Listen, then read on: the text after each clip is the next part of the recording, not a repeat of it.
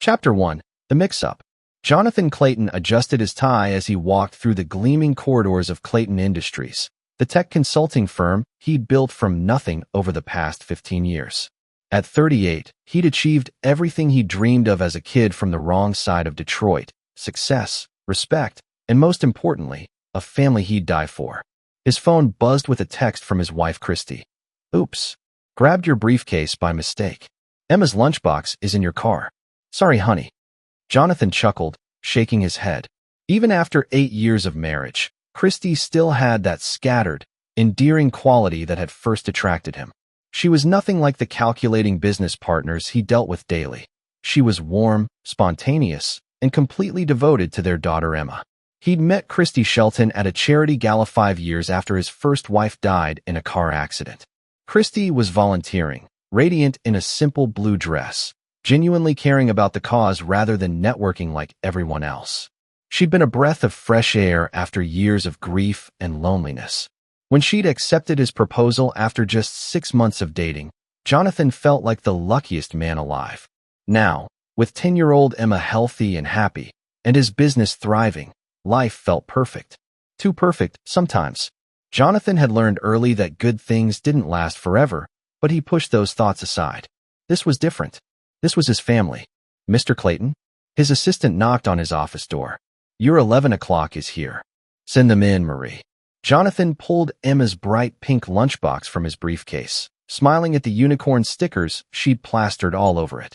He'd drop it off at her school after lunch. His meeting with Kenneth Lynch was supposed to be routine, discussing the security systems for Kenneth's new private practice. Kenneth had been one of the best trauma surgeons in the city before a malpractice lawsuit forced him to retire early. Now he was starting a concierge medical service for wealthy clients, the kind who valued discretion above all else. "Jonathan." Kenneth entered with his characteristic firm handshake. At 52, he still carried himself with the confidence of a man who'd saved thousands of lives. "Good to see you. How's the family?" "Can't complain. Emma's growing like a weed, and Christy's talking about redecorating the kitchen again." Jonathan gestured to the lunchbox on his desk. "Speaking of Emma, Christy accidentally packed this in my briefcase this morning." Kenneth's expression changed instantly. The color drained from his face as he stared at the lunchbox, his hands trembling slightly. The transformation was so dramatic that Jonathan felt a chill run down his spine. "Kenneth? What's wrong?" Kenneth stepped closer to the desk, his medical training kicking in as he examined the lunchbox without touching it. "Jonathan, I need you to listen to me very carefully. Don't let anyone else touch this. Don't open it. We need to get Emma and go to the hospital immediately." "What are you talking about?" "It's just a lunchbox. I can't explain everything right now, but your daughter's life may be in danger. That residue around the zipper, I've seen it before. It's not food. Trust me, Jonathan. I may have lost my license, but I haven't lost my ability to recognize poison."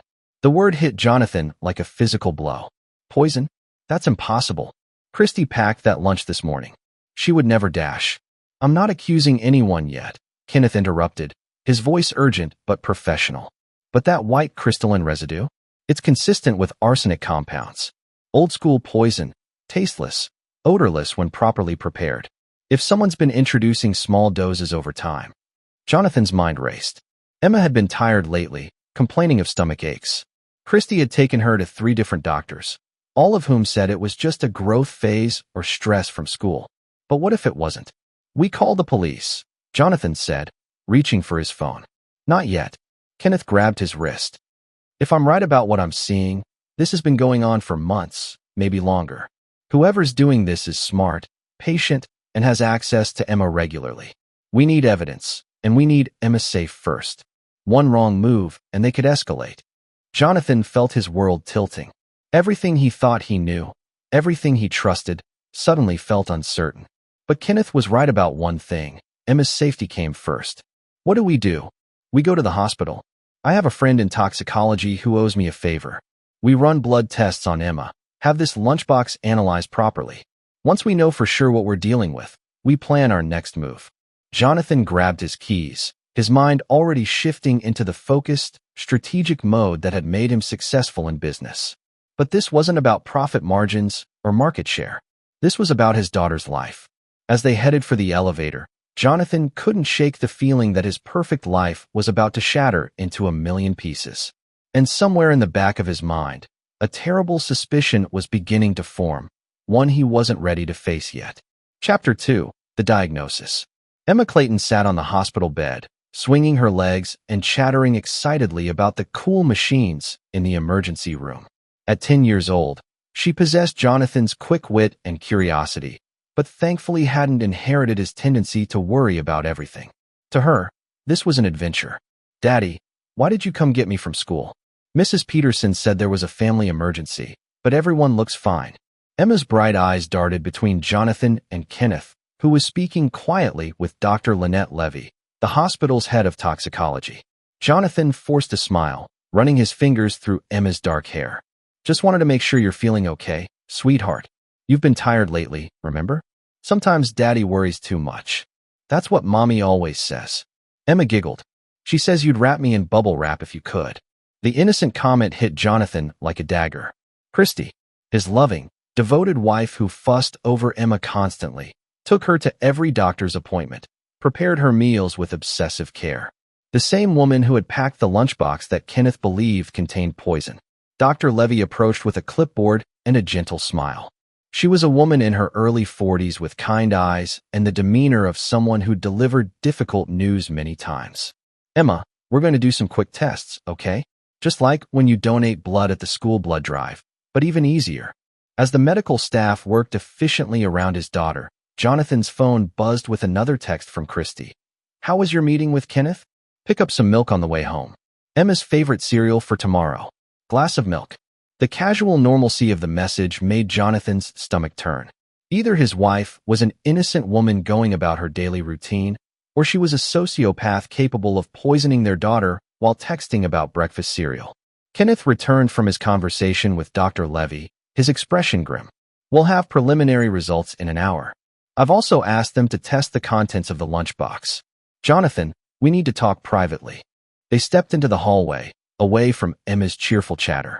Kenneth's medical training was evident in how he delivered information, clinical, precise, but not without compassion. "I've been thinking about Emma's symptoms over the past few months. The fatigue, stomach issues, the intermittent nausea that doctors couldn't explain. If someone has been administering small doses of arsenic over time, it would cause chronic arsenic poisoning. The symptoms would be subtle at first, easily dismissed as childhood illnesses or stress." "But why?" Jonathan's voice was barely above a whisper. "Why would anyone want to hurt Emma? She's just a kid. That's what we need to figure out. But Jonathan, I need to ask you some difficult questions. Who has regular access to Emma's food? Who prepares her meals? Christy does most of the cooking, but she loves Emma like her own daughter. They're incredibly close." Even as he said the words, Jonathan realized how naive they sounded. He was a man who'd built his career on analyzing data, spotting patterns others missed, yet he'd been blind to what might be happening in his own home. "What about life insurance? Financial arrangements if something happened to Emma or you?" Jonathan's blood ran cold. "Emma's my sole heir if something happens to me. The business, the house, everything. Christy would be the guardian of the estate until Emma turns 18, but..." He trailed off as the implications hit him. "But if Emma died before reaching majority, who would inherit?" "Christy." The word came out like a confession. "As my wife, she'd inherit everything if Emma wasn't alive to claim it." Kenneth nodded grimly. "We're talking about millions, aren't we? Closer to 20 million, between the business valuation and assets." Jonathan felt sick. "But Kenneth, you don't understand. Christy isn't some gold digger. She signed a prenup that gives her almost nothing if we divorce. And she's been the perfect stepmother to Emma. She was there for every scraped knee, every school play, every nightmare." "The perfect stepmother," Kenneth repeated thoughtfully. "Jonathan, in my years as a trauma surgeon, I learned that the most dangerous people are often the ones who appear most caring. They understand how to manipulate trust, how to be above suspicion." Dr. Levy approached with a tablet in her hands, her expression confirming Jonathan's worst fears. "Mr. Clayton, I'm afraid we have concerning results. Emma's blood shows elevated levels of arsenic consistent with chronic exposure. The levels aren't immediately life-threatening, but they indicate regular ingestion over several months." The hallway seemed to spin around Jonathan. His perfect family, His beautiful life, it was all built on a lie. Somewhere in his home, someone he trusted had been slowly murdering his daughter. The lunchbox contents also tested positive for arsenic compounds mixed into what appears to be homemade cookies, Dr. Levy continued. We'll need to report this to the authorities and keep Emma under observation. No. The word came out harder than Jonathan intended. Doctor, I appreciate your concern, but I need time to handle this properly. Emma's safety is my priority, but if we involve police now without solid evidence, we risk tipping off whoever's doing this. Kenneth placed a hand on Jonathan's shoulder. He's right, Lynette. If this is domestic and the perpetrator gets spooked, they might escalate or disappear. We need to be strategic. Dr. Levy looked uncomfortable but nodded. I can keep Emma for observation under the guise of investigating her chronic fatigue. That gives you maybe 48 hours before I'm legally required to involve Child Protective Services. 48 hours to prove his wife was trying to kill his daughter. 48 hours to protect Emma while gathering evidence that could send Christy to prison for attempted murder. As Jonathan looked through the window at Emma, who was now coloring in a hospital coloring book and humming softly to herself, he felt something cold and determined settle in his chest. The loving husband and father was still there, but underneath, the ruthless businessman who'd clawed his way out of poverty was awakening. Christy had made a fatal mistake. She'd threatened his daughter. And Jonathan Clayton never lost when something truly mattered. Chapter 3. The investigation begins. Jonathan sat in his BMW outside Emma's school, watching other parents pick up their children. Normal parents with normal problems. Homework battles, soccer practice, what to make for dinner. He envied them their ignorant bliss. His phone showed 3 missed calls from Christy and a string of increasingly worried texts. Where are you guys? Emma's not at school. Jonathan, please call me back. I'm scared. The school said you picked Emma up for a medical emergency? Call me now. He'd have to face her soon, but first he needed to understand what he was dealing with. Kenneth had been right about being strategic. If Christy was guilty, she was intelligent enough to have covered her tracks carefully. He needed evidence, not suspicions. His phone rang. Kenneth, I'm at my old hospital running the blood work through additional tests, Kenneth said without preamble. Jonathan, this is worse than we thought. The arsenic levels suggest administration over at least 6 months, possibly longer. This isn't impulsive. This is planned, methodical murder. 6 months. Jonathan's grip tightened on the steering wheel. 6 months ago was when Christy had suggested they increase Emma's life insurance policy. Just to be safe, she'd said, given your family history of heart disease. There's something else. I had a friend in the ME's office pull some records. Do you remember Christy's first husband? Jonathan's blood chilled. She told me he died of a heart attack. She was widowed when we met. Gerald Shelton, age 34, died of sudden cardiac arrest. But here's the interesting part.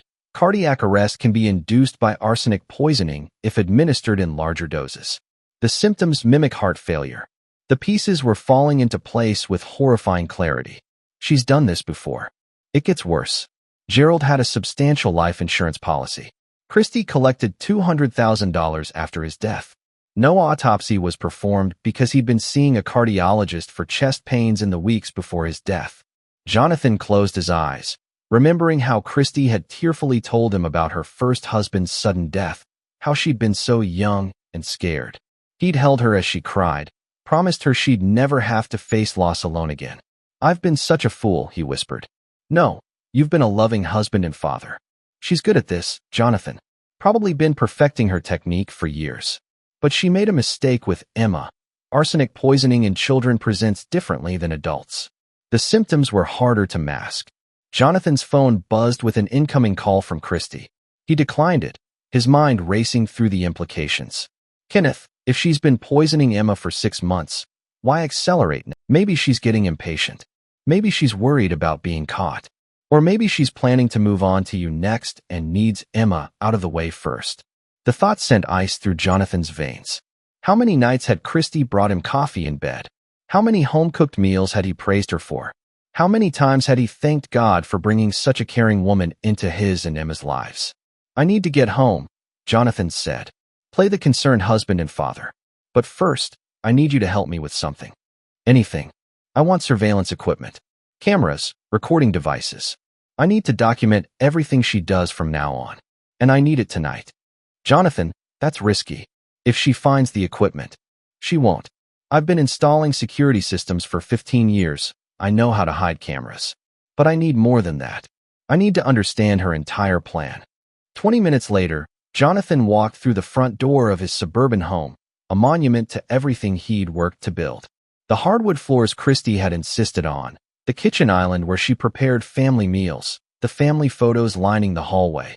It all felt like stage dressing for an elaborate performance. Jonathan, thank God.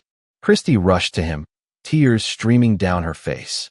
At 32, she was still beautiful in the way that had first caught his attention, blonde hair, bright blue eyes, the kind of wholesome prettiness that screamed trustworthy.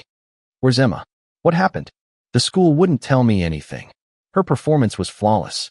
If Jonathan hadn't seen the blood test results himself, he might have believed her panic was genuine. She's fine, he said carefully, watching her face for any tells. Just some routine tests Dr. Matthews wanted to run. She's staying overnight for observation. Observation for what? Christy's eyes widened. Jonathan, you're scaring me. Is Emma sick? Is it serious? They think it might be a vitamin deficiency causing her fatigue. Nothing life-threatening, but they want to run a full panel. The lie came easily, honed by years of negotiations where revealing too much meant losing leverage. Relief flooded Christy's face, quickly followed by what looked like genuine maternal concern. A vitamin deficiency? But I've been so careful with her nutrition. I give her supplements every morning with breakfast. Supplements. Jonathan filed that detail away. The doctors said sometimes kids don't absorb vitamins properly. It's not your fault, honey. Christy threw her arms around him, and Jonathan had to resist the urge to pull away. Her familiar perfume, the softness of her hair against his cheek, everything that once comforted him now felt like a trap. I was so scared something had happened to her, Christy whispered. I can't imagine life without Emma. She means everything to me. The words were perfect, exactly what a loving stepmother should say.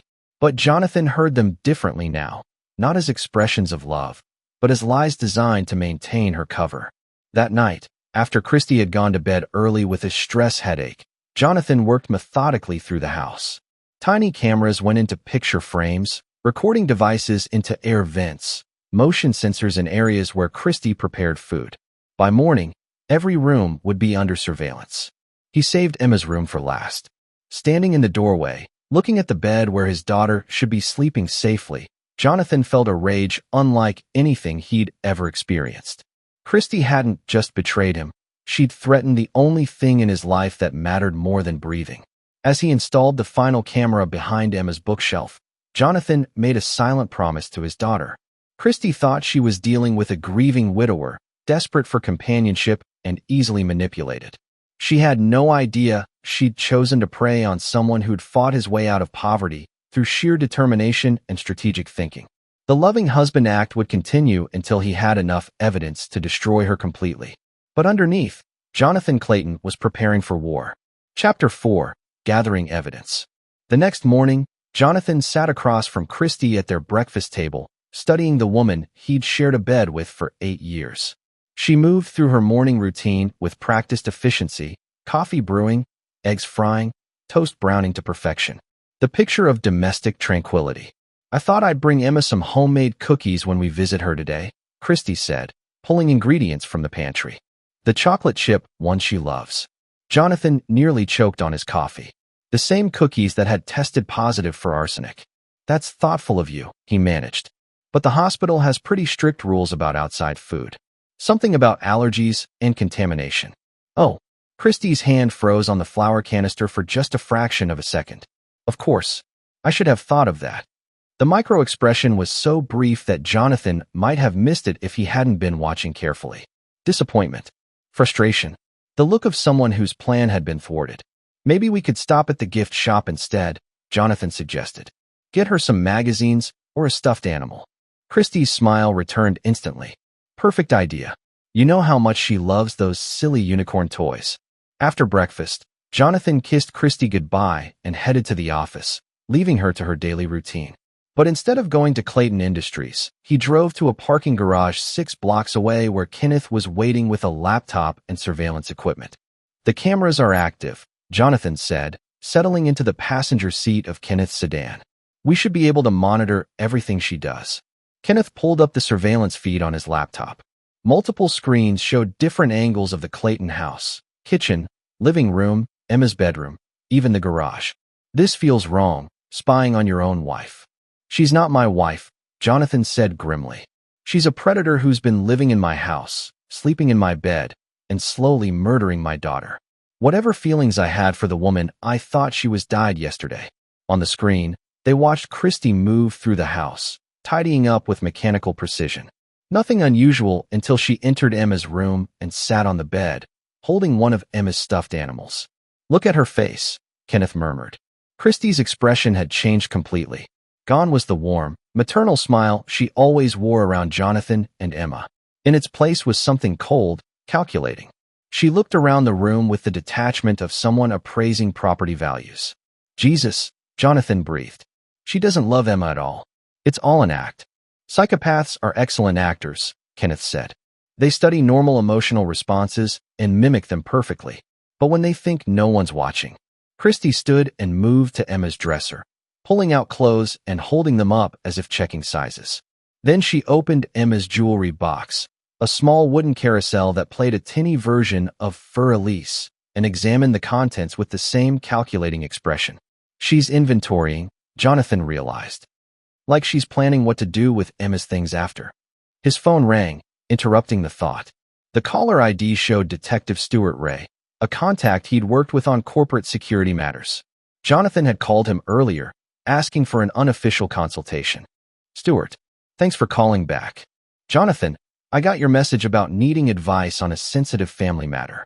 Can you be more specific about what kind of help you need? Jonathan glanced at Kenneth, who nodded encouragingly. I have reason to believe someone close to my family is planning to harm my daughter. I need to know what kind of evidence would hold up in court. There was a pause. Jonathan, if you have credible threats against a minor, you need to report this immediately. I can have a patrol car at your house in 10 minutes. It's more complicated than that. The person I suspect has been very careful, very methodical. If we move too fast, we might not have enough evidence for a conviction. Are we talking about domestic violence? Child abuse? Attempted murder, Jonathan said quietly. Poisoning? Another pause, longer this time. Jesus, Jonathan. Who are we talking about here? My wife. The silence stretched until Jonathan wondered if the call had dropped. Finally, Stuart spoke, his voice carefully professional. Jonathan, accusations of spousal murder are serious. Extremely serious. The evidence standards are high, and if you're wrong, I'm not wrong. I have blood tests showing arsenic in my daughter's system and food samples testing positive.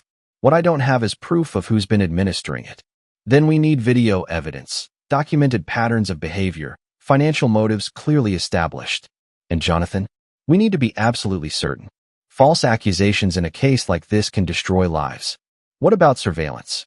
If I can document her preparing poisoned food, obtained legally, with proper chain of custody, that would be significant.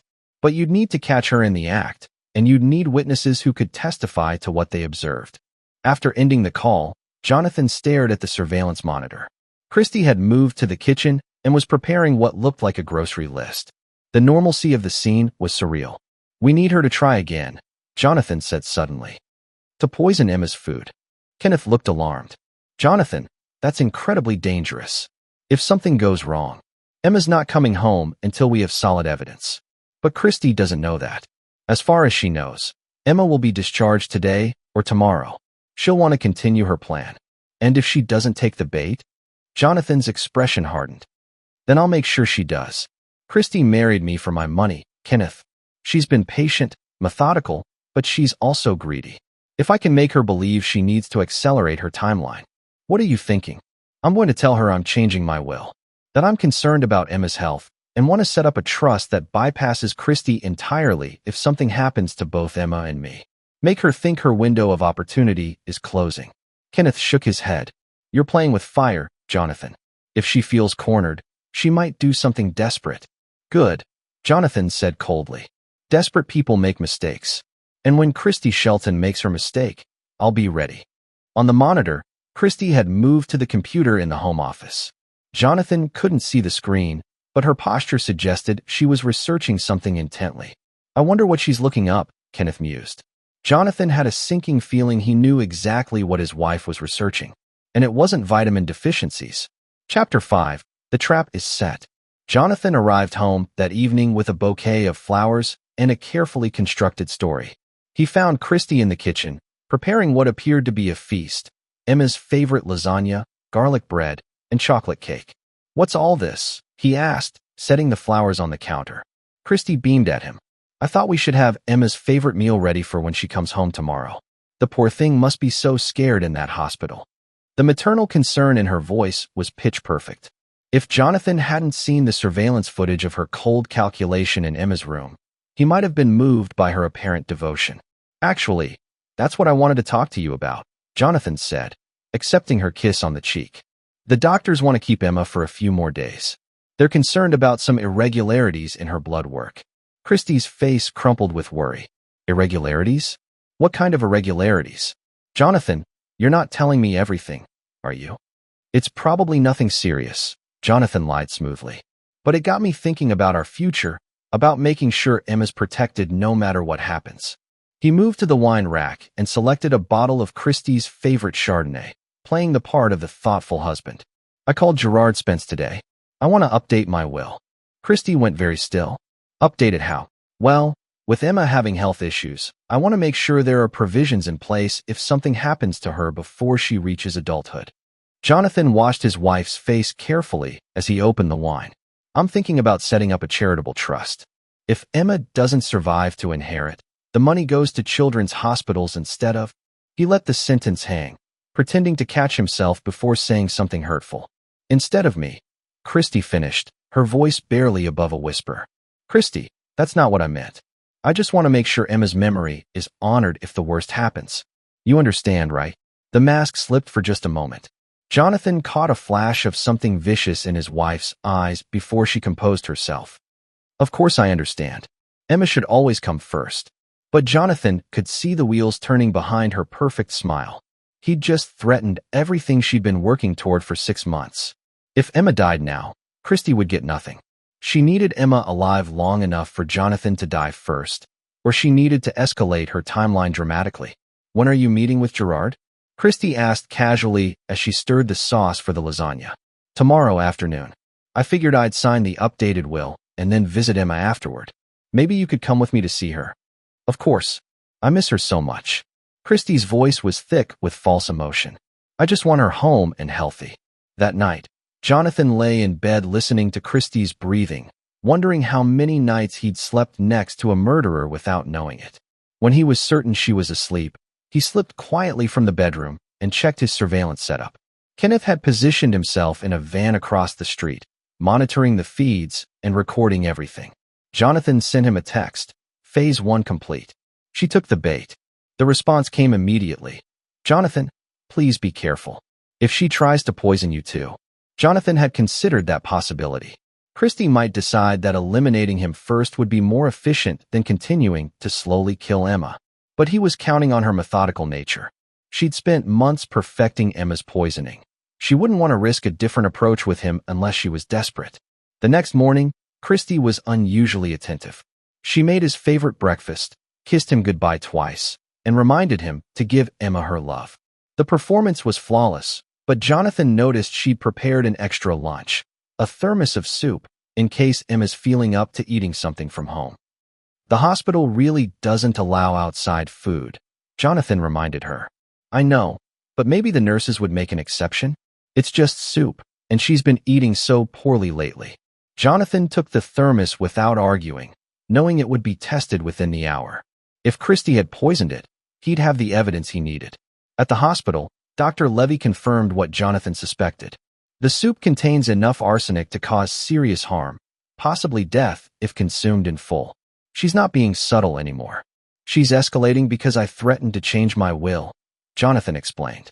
"She needs Emma dead before tomorrow afternoon, or she risks losing everything." Kenneth joined them in the conference room, looking haggard from a night of surveillance. "We got it all on camera, Jonathan. Her preparing the soup, adding what looked like powder from a small vial, even her expression while she did it. It's cold, calculated murder. Is that enough for an arrest? Dr. Levy asked. It's enough for charges, Kenneth replied. But Jonathan, once we move on this, there's no going back. Are you sure you're ready? Jonathan looked through the window at Emma, who was reading in her hospital bed, completely unaware that her stepmother had been systematically trying to kill her for months. His daughter looked pale and tired, but alive. Safe. I've been ready since the moment I found out what she was doing to Emma, he said quietly. But I want to make sure she can never hurt another child. We need her to confess, to admit what she did to her first husband too. How do you plan to make that happen? Jonathan's smile was cold and predatory. By giving her exactly what she thinks she wants. He pulled out his phone and dialed home. Christy answered on the first ring. Jonathan, how's Emma? Did she like the soup? Christy, you need to come to the hospital immediately. Something's happened. Panic flooded her voice. What? What's wrong? Is Emma okay? Just get here as fast as you can. Room 314 in the pediatric wing. He hung up without another word, knowing Christy would interpret his abrupt tone as devastation. She'd think Emma had died, that her plan had finally worked. And when she arrived at the hospital expecting to console her grieving husband, she'd find Detective Stuart Ray waiting with handcuffs instead. The trap was set. Now all Jonathan had to do was watch his wife walk into it. Chapter 6. The Confrontation. 37 minutes after Jonathan's call, Christy burst through the hospital doors with tears streaming down her face and desperation in her eyes. She'd dressed hastily, mismatched shoes, inside-out sweater, the picture of a devastated mother rushing to her child's bedside. Jonathan watched her approach from the end of the hallway, flanked by Detective Ray and Kenneth. Her performance was Oscar-worthy, the stumbling run, the choked sobs, the way she clutched her purse like a lifeline. If he didn't know better, he might have believed she was genuinely terrified for Emma's well-being. Jonathan. Christy reached him and threw herself into his arms. What happened? Please tell me Emma's okay. Please tell me she's going to be all right. Over her shoulder, Jonathan made eye contact with Detective Ray, who nodded slightly. Everything was being recorded. Christy, Jonathan said carefully, we need to talk. I don't want to talk. I want to see Emma. Where is she? Why won't you tell me what happened? She's safe, Jonathan said, gently extracting himself from her embrace. But we have some questions about her condition. For the first time, Christy seemed to notice Detective Ray's presence. Questions? I don't understand. Who is this? Detective Stuart Ray, ma'am. I'd like to speak with you about your daughter's illness. Stepdaughter, Christy corrected automatically, then seemed to realize how that sounded. I mean, Emma's not my biological daughter, but I love her like she is. I'd do anything for that little girl. I'm sure you would, Detective Ray said dryly. Mrs. Clayton, are you aware that Emma has been suffering from arsenic poisoning? The color drained from Christy's face so completely that for a moment, Jonathan thought she might faint. But her reaction was wrong. Instead of shock or confusion, he saw fear and calculation flickering behind her eyes. Arsenic poisoning? That's impossible. How could? Where would she have been exposed to arsenic? That's what we're trying to determine, Detective Ray replied. Can you think of anyone who might want to harm Emma? Anyone with access to her food or beverages? Christy's mind was clearly racing. No, of course not. Everyone loves Emma. She's just a little girl. This must be some kind of mistake. Jonathan stepped forward.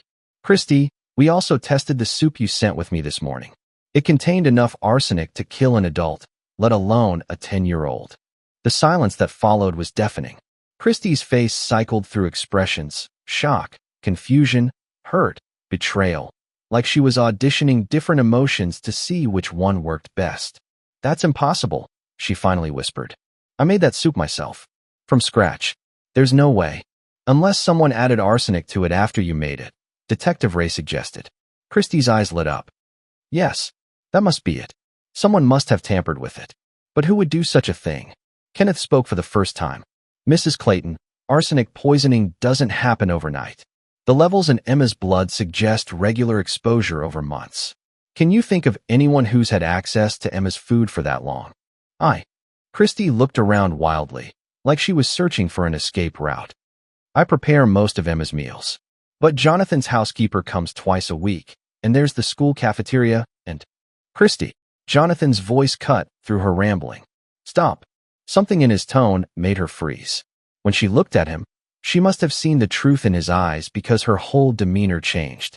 The frantic mother act fell away, replaced by something harder and more calculating. "You know," she said quietly, "I know you've been slowly poisoning my daughter for 6 months. I know you killed your first husband the same way. I know you married me for money and planned to murder both Emma and me to inherit everything." Christy straightened her shoulders, and for the first time since Jonathan had known her, he saw her real face. Cold, intelligent, utterly without remorse. "You can't prove any of that," she said calmly.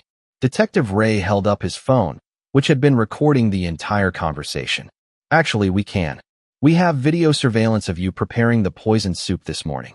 We have financial records showing your research into Jonathan's assets and insurance policies. And we have testimony from doctors regarding your first husband's suspicious death. Gerald died of a heart attack. There was never any suggestion of foul play." "There is now," Kenneth interjected. "I had his body exhumed yesterday. The arsenic levels in his hair and bone marrow tell quite a story, Mrs. Clayton. Or should I call you Mrs. Shelton? I notice you never legally changed your name." For the first time, genuine panic flickered in Christie's eyes. But she rallied quickly, turning back to Jonathan with tears that looked almost real. "Jonathan, please. You have to believe me. I love Emma. I love you. I would never hurt either of you." "You poisoned our daughter," Jonathan said flatly.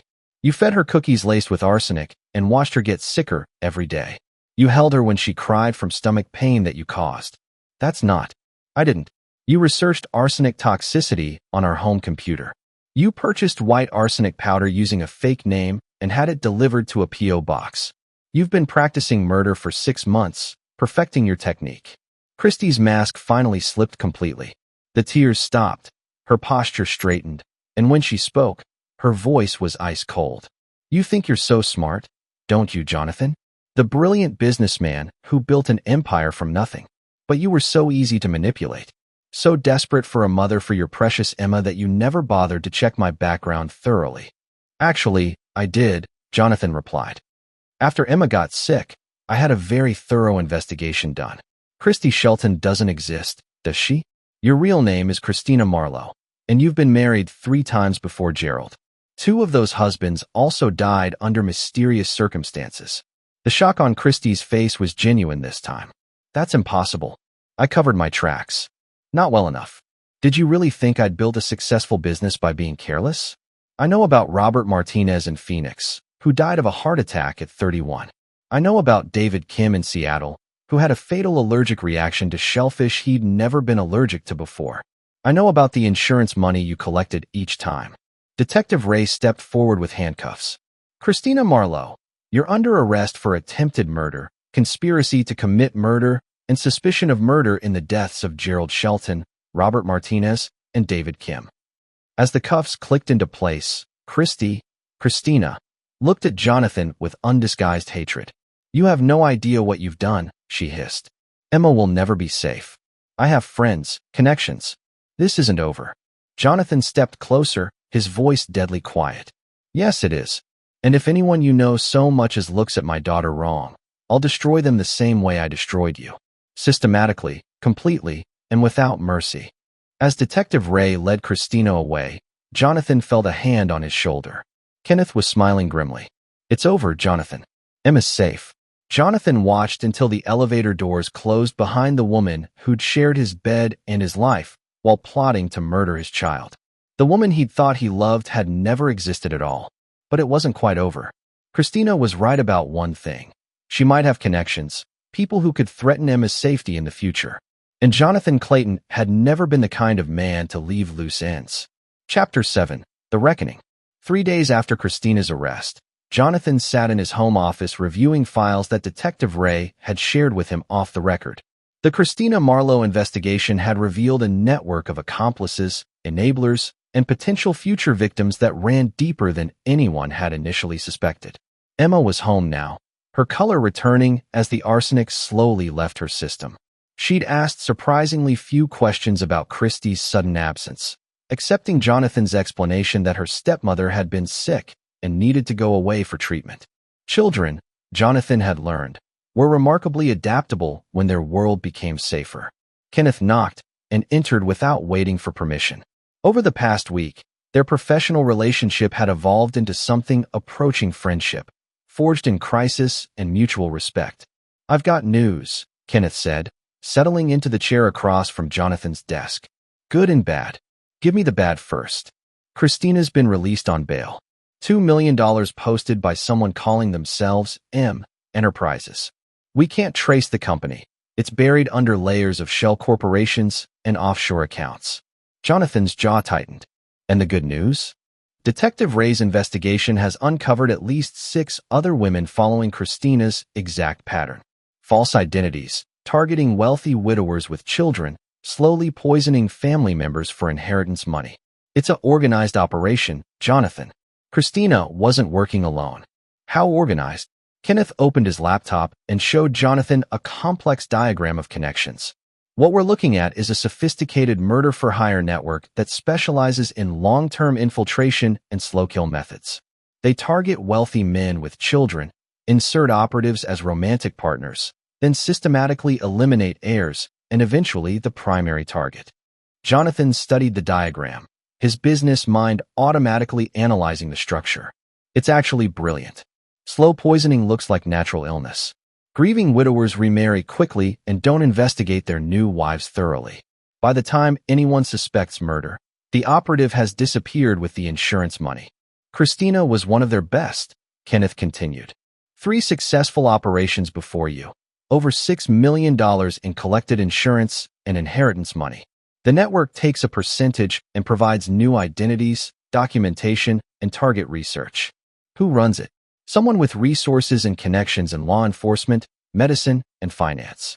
Someone who can forge documents, manipulate autopsy reports, and make people disappear when necessary. Jonathan leaned back in his chair, processing the implications. Christina's threat about having friends suddenly seemed much more credible. Even if she went to prison, the network would remain operational, and Emma would always be a potential target. Detective Ray can't touch them, can he? Jonathan asked. Not through official channels. Too many jurisdictions, too many international connections. It would take years to build cases, and by then most of the evidence would be destroyed. But unofficially, Kenneth smiled grimly. Ray's frustrated. He became a cop to protect people, and seeing a network like this operate with impunity, it bothers him. If someone were to hypothetically disrupt this organization through private means, he might be slow to investigate. Jonathan stood and walked to his window, looking out at his perfectly manicured lawn where Emma was playing with her friend from down the street. His daughter looked happy, healthy, alive, everything Christina had tried to take away from her. Kenneth, I need you to understand something about me. I didn't build Clayton Industries by playing fair or following rules that didn't serve my interests. When someone threatens what's mine, I don't call lawyers or wait for the justice system. I take care of the problem myself. What are you thinking? Jonathan turned back to face his friend.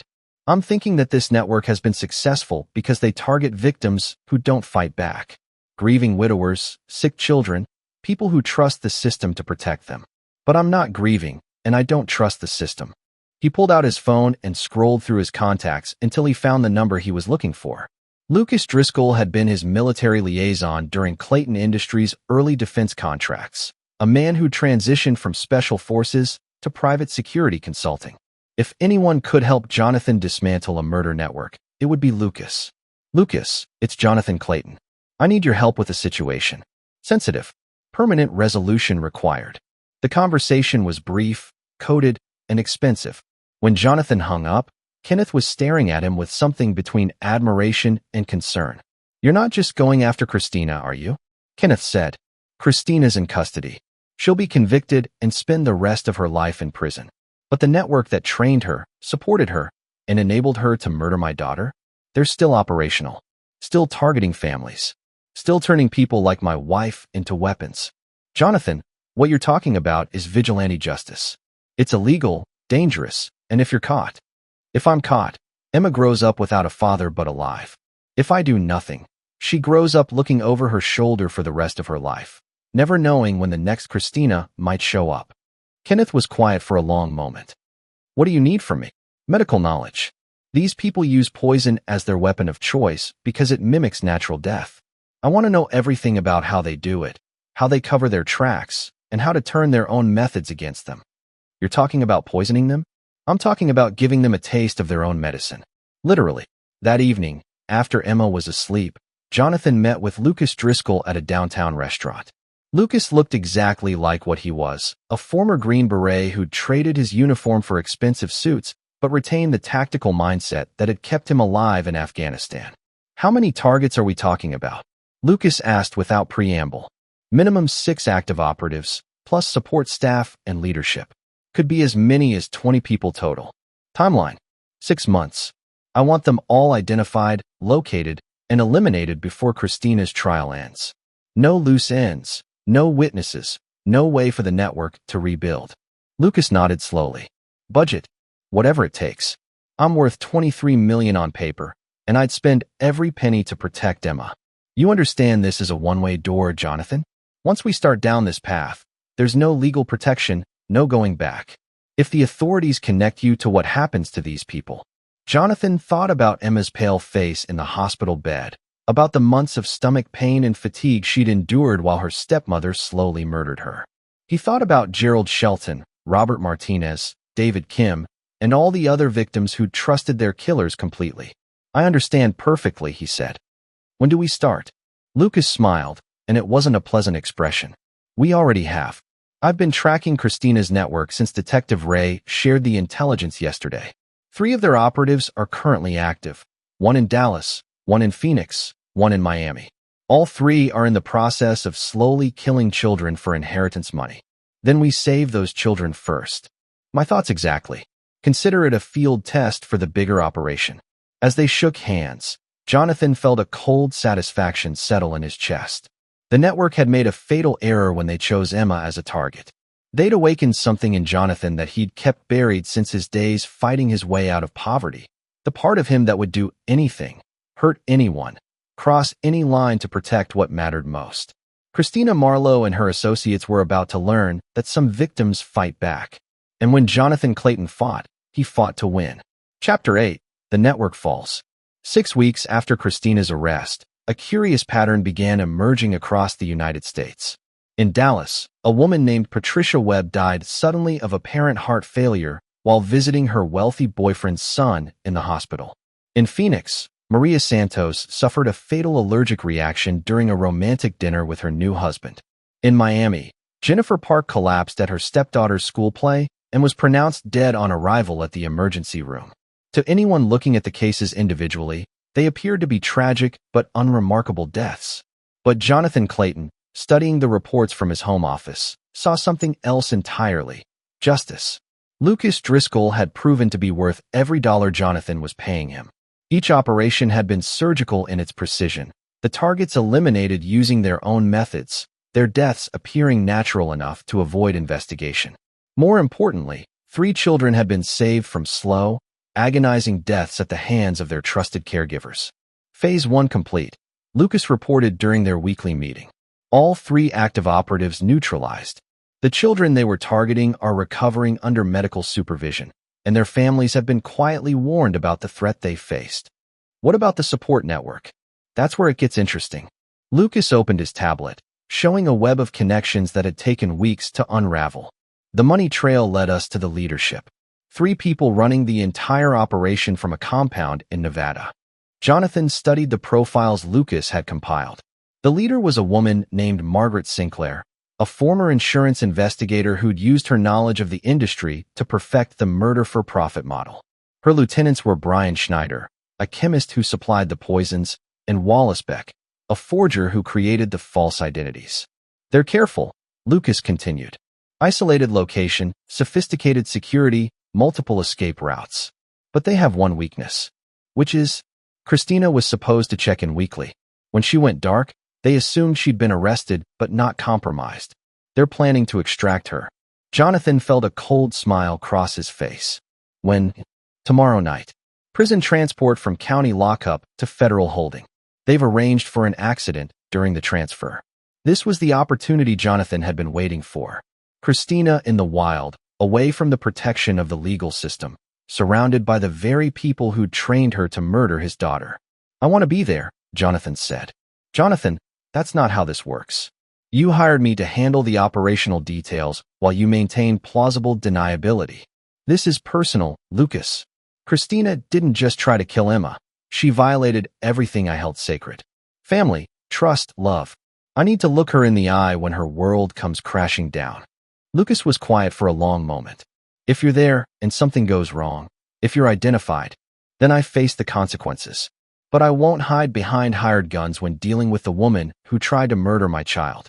The next evening, Jonathan found himself crouched behind a concrete barrier on a desolate stretch of highway 40 miles outside the city. Lucas and his team were positioned at strategic points along the road, waiting for the transport vehicle that would never reach its destination.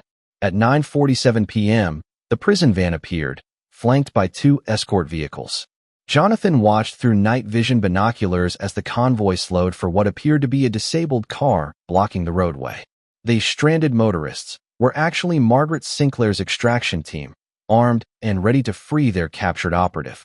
What they didn't expect was Lucas Driscoll's team positioned behind them. The firefight was brief but intense. When the smoke cleared, 5 members of the extraction team were dead, including Margaret Sinclair herself. Brian Schneider had been taken alive but wounded.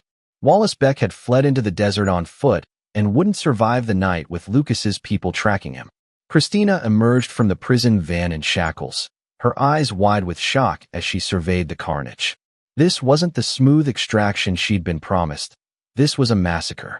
"Christina," Jonathan said, stepping out from behind his cover. She spun toward his voice, and for the first time since he'd known her, Jonathan saw genuine fear in her eyes. "Jonathan, what are you doing here? How did you? I told you once that if anyone connected to you threatened Emma, I'd destroy them. Did you think I was speaking metaphorically?"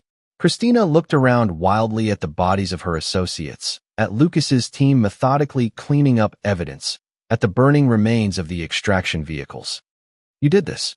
You killed them all. They killed themselves the moment they decided to prey on innocent families. I just expedited the process. The police will figure out it was you. You'll go to prison, and Emma will grow up knowing her father is a murderer." Jonathan's laugh was cold and utterly without humor. "The police will find evidence that Margaret Sinclair's network turned on each other. Professional killers are notoriously paranoid. It's not unusual for them to eliminate each other over money or territory. As for Emma, she'll grow up knowing that her father protected her from monsters." Christina's composure finally cracked completely. "You self-righteous bastard. You think you're better than us? You just murdered 6 people. I eliminated 6 parasites who made their living destroying families. There's a difference." Lucas approached, carrying a small vial of clear liquid. "We found this in Sinclair's vehicle. Medical-grade arsenic compound. Same formula Christina used on Emma. Poetic justice." Jonathan took the vial, weighing it in his palm. The same poison that had nearly killed his daughter, refined and purified by the network that had created Christina. "No," he said finally. "That would be too quick, too merciful. Christina's going to spend the next 40 years in federal prison, knowing that everyone she trusted is dead and that the empire she helped build has been completely destroyed. Death would be a kindness she doesn't deserve." He handed the vial back to Lucas. "Make sure this gets to Detective Ray, along with all the evidence we've collected about the network's operations. Let the families of their victims have closure." As Lucas's team finished their cleanup and prepared to disappear into the night, Jonathan looked at Christina one last time. She was sobbing now, the reality of her situation finally sinking in. The confident, manipulative woman who'd shared his bed while plotting his daughter's death was gone, replaced by a broken creature facing a lifetime of consequences. "Goodbye, Christina," Jonathan said quietly. "I hope you spend every day in prison remembering the little girl you tried to murder and the family you'll never destroy." He walked away without looking back, leaving her shackled by the side of the road for the authorities to find when the prison van's GPS tracker led them to the scene. The network was finished. Emma was safe. And Jonathan Clayton had won. Chapter 9, New Beginnings. 3 months later, Jonathan stood in the kitchen of his new home in Colorado, watching Emma chase fireflies in their backyard. The house was smaller than their old one, more modest, but it felt like a real home in a way their previous showcase had never managed. Emma had adapted to their relocation with the resilience that continued to amaze Jonathan. When he'd explained that they needed a fresh start in a new place, she'd simply asked if she could bring her unicorn collection and whether they'd have a better view of the mountains. The nightmares about being sick had faded, replaced by excitement about learning to ski and making new friends at her school. Kenneth had moved to Colorado as well, establishing his private practice in Denver and becoming a regular fixture at their dinner table. Emma adored Uncle Kenneth, who brought her medical textbooks with colorful pictures and let her use his stethoscope to listen to her heartbeat. "She's completely recovered," Kenneth said, joining Jonathan at the window with 2 cups of coffee. Blood work came back perfect. No trace of arsenic, liver function normal, energy levels better than most kids her age. "Sometimes I wake up in the middle of the night and check on her," Jonathan admitted, "just to make sure she's still breathing, still safe. That's natural. What you both went through, it changes you. But Emma's stronger because of it, in ways she might not even understand yet." The trial had been a sensation, lasting 6 weeks and drawing national media attention. Christina's conviction on multiple counts of attempted murder, conspiracy, and racketeering had resulted in a sentence of life without parole. The evidence Lucas had provided had also led to the posthumous identification of Margaret Sinclair's network, bringing closure to dozens of families whose loved ones had died under suspicious circumstances. Detective Ray had been promoted for his work on the case, though he'd never directly acknowledged Jonathan's role in dismantling the network. Some things were better left unsaid. "Any word from Lucas?" Kenneth asked. "He's moved on to other work. Something about human trafficking networks in Eastern Europe. Apparently, there's no shortage of evil in the world that needs addressing. And you're okay with letting him handle it without you?" Jonathan considered the question. For months after Christina's conviction, he'd felt restless, unfulfilled. The methodical destruction of her network had awakened something in him, a sense of purpose beyond building wealth and maintaining status. But watching Emma grow stronger and happier every day had gradually shifted his priorities back to where they belonged. "I'm a father first," he said finally. "Emma needs stability, normalcy, a parent who's present in her life rather than off fighting crusades. There are other people like Lucas who can handle the monsters. My job is to make sure Emma never encounters them in the first place." His phone buzzed with a text message from an unknown number. For a moment, his old paranoia flared. Could there be other network members they'd missed? But the message was innocuous. "Mr. Clayton, this is Detective Maria Santos from Phoenix PD. The woman who tried to poison my son is dead, and I understand I have you to thank for saving his life. If you ever need anything at all, you have a friend in Arizona." Similar messages had been arriving for weeks, from grateful parents, law enforcement officers, and even some of Lucas's other contacts. Word had spread through certain circles about what Jonathan had done, earning him a reputation he'd never sought but couldn't entirely disown. "Dad." Emma appeared in the kitchen doorway, grass stains on her jeans and happiness radiating from every feature. "Can Kenneth stay for dinner? I want to show him the drawing I made of our old house." "Of course he can stay." "What kind of drawing?" Emma's expression grew thoughtful. "It's a picture of me, you, and Christy in front of our house. But I drew a big red X over Christy because she was bad and tried to hurt us." Kenneth and Jonathan exchanged glances over Emma's head. Her therapist had said it was healthy for her to process the betrayal through art, but it was still jarring to hear his 10-year-old daughter speak so matter-of-factly about attempted murder. "Do you miss her at all?" Jonathan asked gently. Emma considered this seriously. "I miss the person I thought she was. The one who made chocolate chip cookies and read me bedtime stories. But that person wasn't real, was she?" "No, sweetheart. That person was just pretend." "Then I don't really miss her." "You can't miss someone who never existed." The simple wisdom in Emma's words struck Jonathan like a revelation. He'd spent months grieving the loss of his marriage, the betrayal of his trust, the destruction of what he'd thought was a happy family. But Emma was right. The woman he'd mourned had never been real. Christina Marlowe, the loving stepmother, had been an elaborate performance designed to facilitate murder. What he'd lost wasn't love, it was an illusion. What he'd gained was the truth, and the unshakable knowledge that he would do anything to protect his daughter. "Dad." Emma's voice pulled him from his thoughts. "Are you okay?" Jonathan knelt down and pulled his daughter into a hug, breathing in the scent of grass and innocence that represented everything good in his world. "I'm perfect, Em. We both are." That night, after Emma had gone to bed and Kenneth had returned to his apartment in Denver, Jonathan sat on his porch looking up at stars that were visible here in a way they'd never been in the city. His phone showed several missed calls from reporters still trying to get interviews about the Black Widow Network case, but he'd stopped returning their calls weeks ago. The story they wanted to tell wasn't the one that mattered. They were fascinated by the murder plots, the conspiracy, the dramatic downfall of a criminal organization. But the real story was simpler. A father had protected his child, no matter the cost. Christina Marlowe was spending her days in federal prison. Her network was destroyed, and Emma was safe. More importantly, Emma was happy, healthy, and growing up with the knowledge that she was loved unconditionally. In the end, that was the only victory that mattered.